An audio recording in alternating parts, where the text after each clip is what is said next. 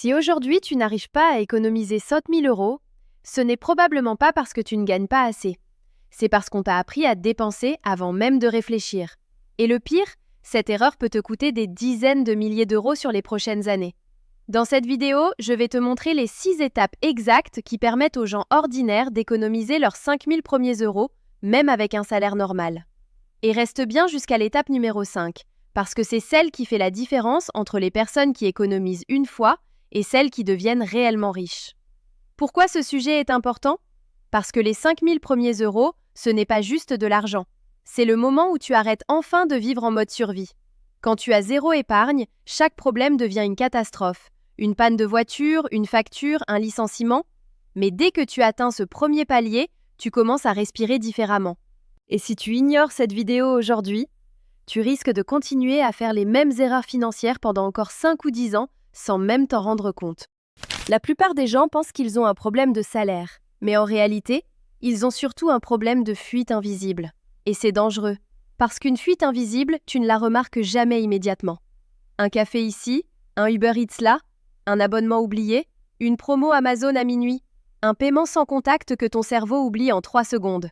Le problème, c'est qu'aujourd'hui, dépenser de l'argent est devenu beaucoup trop facile.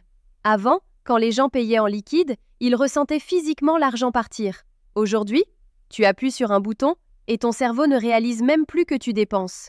15 euros par jour égale 5 475 euros par an. Et c'est exactement comme ça que des milliers de personnes restent bloquées financièrement pendant des années, sans comprendre pourquoi. Le pire, ces dépenses donnent une illusion de bonheur immédiat, mais elles créent du stress sur le long terme. Parce qu'à la fin du mois, tu regardes ton compte bancaire et tu te demandes où est passé ton argent. Et honnêtement, presque tout le monde a déjà vécu ça. Imagine maintenant un seau rempli d'eau. Ton salaire, c'est l'eau. Mais tes petites dépenses invisibles, ce sont des trous sous le seau. Alors tu continues à travailler, encore et encore, mais le niveau ne monte jamais. Et beaucoup de gens pensent qu'ils ont besoin de gagner plus, alors qu'en réalité, ils ont surtout besoin d'arrêter l'hémorragie. Combien d'argent quitte vos comptes sans que vous y pensiez vraiment ? Je vais te donner quelque chose de très simple. Pendant les 7 prochains jours, note absolument chaque dépense. Même un café, même 2 euros, même un abonnement oublié. Parce que tant que tu ne vois pas clairement où part ton argent, tu ne peux pas le contrôler. Et souvent, les gens ont un choc énorme. Ils découvrent qu'ils auraient déjà pu économiser plusieurs milliers d'euros, juste en éliminant des dépenses qui n'amélioraient même pas leur vie. Et attention, parce que couper les dépenses ne suffit pas. La prochaine étape, c'est celle qui change complètement la manière dont ton cerveau voit l'argent. La majorité des gens font exactement la même erreur chaque mois. Le salaire tombe et immédiatement, tout l'argent commence à partir. Le loyer, les courses, Netflix, le téléphone, les restaurants, les achats impulsifs. Et à la fin du mois, ils regardent ce qu'il reste pour épargner. Le problème, il ne reste presque jamais rien. Et c'est là que les personnes qui construisent réellement de l'argent fonctionnent différemment. Elles ne dépensent pas d'abord pour ensuite essayer d'économiser. Elles économisent d'abord, puis elles vivent avec le reste. Épargner ce qu'il reste égale souvent 0 euros. Ça paraît simple, mais psychologiquement, ça change absolument tout. Parce que ton cerveau s'adapte toujours à l'argent qu'il voit disponible. Si tu vois 2 000 euros sur ton compte, ton cerveau croit que tu peux utiliser 2 000 euros. Mais si automatiquement 200 euros disparaissent vers une épargne dès que ton salaire arrive, alors ton cerveau apprend à vivre avec 1800. Et c'est exactement ce que font énormément de personnes financièrement intelligentes. Elles automatisent leur discipline. Parce qu'elles savent quelque chose d'important. La motivation disparaît, les systèmes restent. Imagine 2 personnes qui gagnent exactement le même salaire. La première attend la fin du mois pour économiser. La deuxième programme un virement automatique de 10% dès le jour du salaire. Au début, la différence semble minuscule. Mais après 1 an, l'une a construit une sécurité financière et l'autre recommence à 0 chaque mois. Et le plus fou, c'est que beaucoup de gens pensent qu'il faut être riche pour commencer, alors qu'en réalité, les gens deviennent souvent plus stables financièrement justement parce qu'ils ont commencé tôt.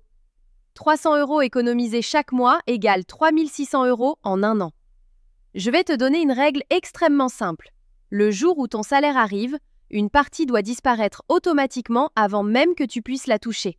Même 5%, même 10%. Parce qu'à ce moment-là, tu arrêtes enfin de payer tout le monde avant toi-même. Et honnêtement, c'est souvent le premier moment où les gens commencent réellement à sentir qu'ils reprennent le contrôle de leur vie financière. Mais attention, même les personnes qui commencent enfin à épargner tombent ensuite dans un piège énorme. Et c'est exactement ce qu'on va voir maintenant. Il y a une phrase qui détruit financièrement énormément de personnes. C'est celle-ci. Je le mérite.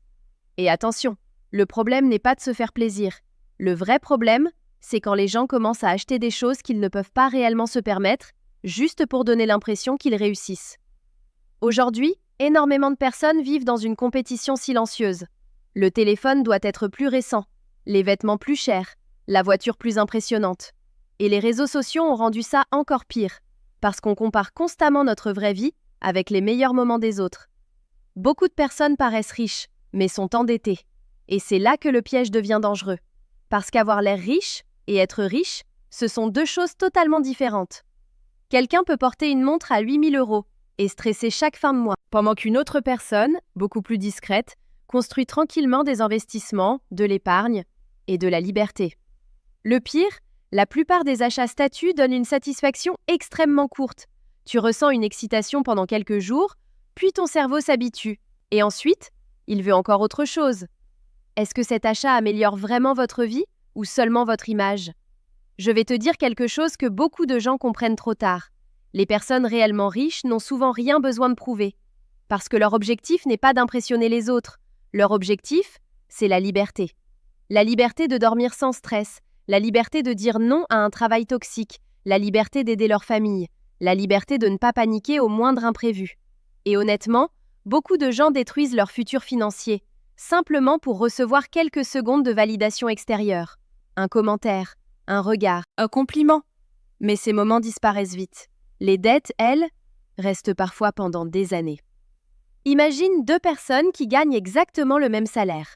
La première dépense tout pour montrer une image de réussite. La deuxième investit discrètement sur elle-même, économise, construit. Au bout de 5 ans, leurs vies n'ont plus rien à voir. La richesse réelle est souvent silencieuse, et c'est souvent à ce moment-là que les gens comprennent quelque chose de puissant. Le vrai luxe, ce n'est pas de paraître riche. Le vrai luxe, c'est d'être en paix financièrement. Et maintenant, on arrive à l'étape où tout commence réellement à accélérer. La majorité des achats inutiles ne sont pas logiques, ils sont émotionnels. Et le problème, c'est que les entreprises le savent parfaitement. Quand tu scrolles sur ton téléphone, chaque publicité est conçue pour créer une impulsion. Offre limitée, dernière pièce disponible, promo qui expire ce soir. Tout est fait pour empêcher ton cerveau de réfléchir calmement. La plupart des achats impulsifs sont regrettés quelques jours plus tard. Et honnêtement, tout le monde a déjà vécu ça. Tu achètes quelque chose sur un coup d'émotion. Et quelques jours après, l'excitation disparaît complètement. Le produit devient normal. Mais l'argent, lui, est déjà parti. C'est exactement pour ça que la règle des 24 heures est aussi puissante. Le principe est simple. Chaque fois que tu veux acheter quelque chose de non essentiel, tu attends 24 heures avant de payer. Et ce qui est fascinant, c'est que dans énormément de cas, l'envie disparaît toute seule. Est-ce que vous voulez vraiment cet objet? Ou juste l'émotion du moment? Parce qu'en réalité, beaucoup d'achats servent surtout à calmer une émotion. Le stress, l'ennui, la frustration, la fatigue. Certaines personnes dépensent quand elles sont tristes, d'autres quand elles veulent se récompenser. Mais le problème, c'est qu'un achat émotionnel apporte souvent un plaisir très court, suivi d'un regret beaucoup plus long. Imagine ton cerveau comme une vague. Quand l'envie d'acheter arrive, la vague monte très fort. À ce moment-là, ton cerveau veut une gratification immédiate. Mais si tu attends, la vague redescend. Et tu recommences enfin à réfléchir normalement. Je vais te donner un exemple extrêmement simple. Imagine que tu veux acheter un téléphone à 1 200 €. Avant, tu aurais peut-être acheté immédiatement. Mais maintenant, tu attends 24 heures. Et pendant ce temps-là, ton cerveau commence à poser de vraies questions. Est-ce que mon téléphone actuel fonctionne encore? Est-ce que cet achat améliore réellement ma vie? Ou est-ce que je cherche juste une sensation temporaire? Et c'est souvent là que quelque chose de puissant se produit. Tu réalises que beaucoup de choses que tu voulais acheter n'étaient pas réellement importantes. Un achat évité à 300 € chaque mois égale 3 600 € économisés par an. Et honnêtement, les personnes qui deviennent financièrement solides ne contrôlent pas seulement leur argent, elles apprennent surtout à contrôler leurs impulsions. Parce qu'au final, chaque achat évité aujourd'hui peut devenir une liberté énorme demain. Mais même les personnes disciplinées financièrement oublient encore une chose essentielle, et c'est exactement ce qu'on va voir maintenant. Économiser est essentiel, mais il y a une vérité importante que beaucoup de gens découvrent trop tard. Tu ne deviendras pas réellement libre financièrement uniquement en supprimant des cafés et des abonnements. Parce qu'à un moment, il y a une limite à ce que tu peux réduire. Mais il n'y a pratiquement aucune limite à ce que tu peux gagner. Couper les dépenses protège votre argent. Augmenter les revenus transforme votre vie. Et c'est là que beaucoup de personnes restent bloquées. Elles passent des années à essayer d'économiser quelques dizaines d'euros, alors qu'elles pourraient utiliser cette énergie pour développer des compétences qui leur rapporteraient des centaines, voire des milliers d'euros supplémentaires. Parce qu'au final, le vrai objectif n'est pas simplement de survivre jusqu'à la fin du mois. Le vrai objectif, c'est de créer plus d'opportunités pour ta vie. Et aujourd'hui, il existe énormément de façons d'augmenter ses revenus. Freelance, compétences en ligne, petite activité parallèle, création de contenu, investissement. Même quelques heures supplémentaires intelligemment utilisées peuvent complètement changer une situation financière. Votre salaire actuel reflète-t-il vraiment votre potentiel? Le problème, c'est que beaucoup de gens sous-estiment énormément la puissance d'une petite augmentation de revenus. Imagine simplement 300 euros supplémentaires par mois.